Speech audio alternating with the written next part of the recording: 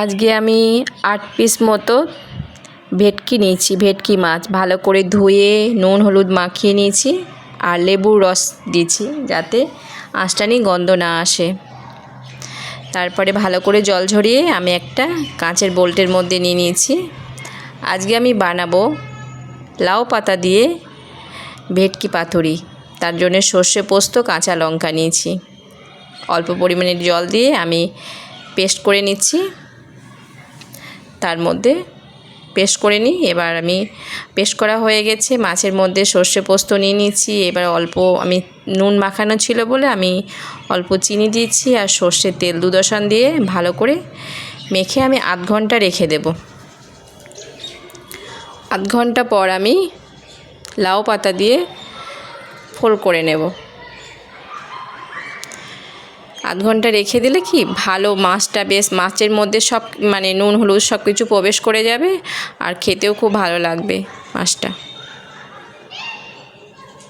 আপনারা দেখছেন মিতার রন্ধনশালা। আমি মিতা। আজকে আমি বানাবো মানে লাউ পাতা দিয়ে ভেটকি পাতুরি। কলার পাতা দিয়েও হয়, কুমড়ো পাতা দিয়েও হয়। আমি স্টিমে বানাবো লাউ পাতা দিয়ে। লাউ পাতাটা ভালো করে ধুয়ে 2-3 বার করে ধুয়ে জল ঝরিয়ে নিয়েছি। লাউ পাতাও নিয়েছি। এবার ওর মধ্যে আমি একটা মাছের পিস দিলাম, একটু মশলা দিয়ে দিলাম। এবার ওপরে একটা কাঁচা লঙ্কা দিতে হবে। আপনারা পারলে ওর মধ্যে সর্ষের তেলও দিতে পারেন। আমি তেল মেখে নিয়েছি বলে আর দিলাম না। এবার লাউ পাতাটা ফোল্ড করে নিতে হবে। লাউ পাতাটা ফোল্ড করে সুতো দিয়ে বেঁধে আমি সব এক একে বেঁধে নিচ্ছি। 8 পিস মতো আমার হয়েছে। আমি একটা হাতে মোবাইল আছে, একটা হাতে বাঁধছি বলে দেখাতে পারিনি। এবার আমি দেখিয়ে দিচ্ছি। আমার বাঁধা হয়ে গেছে। এরকম করে আমি 8 পিস বেঁধে নিলাম। এবার একটা মোমো মেকার নিয়েছি। আপনারা পারলে হাঁড়িতে জল নিয়ে হাঁড়ির মুখে ফুটো থালা দিয়ে করে নিতে পারেন স্টিমে। আবার ভেজে করলেও হবে।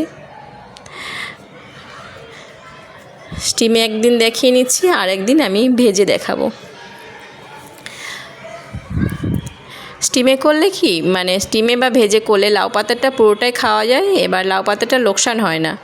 লাউ পাতার একটা টেস্ট অপূর্ব, তো সেই টেস্টটা ভেটকি পাতুরির সঙ্গে মিশে গিয়ে আরও টেস্টটা বাড়িয়ে দেবে, খুব ভালো লাগবে।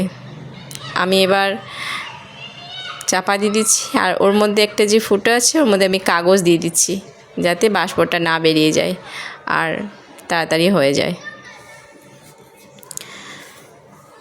আমার 2 বার মতন হবে। আমার হয়ে গেছে একবার। এই দেখুন হয়ে গেছে আমার একবার মতো হয়ে গেছে। আর একবার করে নিচ্ছি। এবার গরম গরম ভাত দিয়ে আমি এবার পরিবেশন করব। এবার আমার খাওয়ার পালা। আজকের মতো বিদায় নিচ্ছি। ফিরে আসবো আবার নতুন রেসিপি নিয়ে। কেমন লাগলো অবশ্যই কমেন্ট করে জানাবেন আর সাবস্ক্রাইব করবেন, পাশে থাকবেন।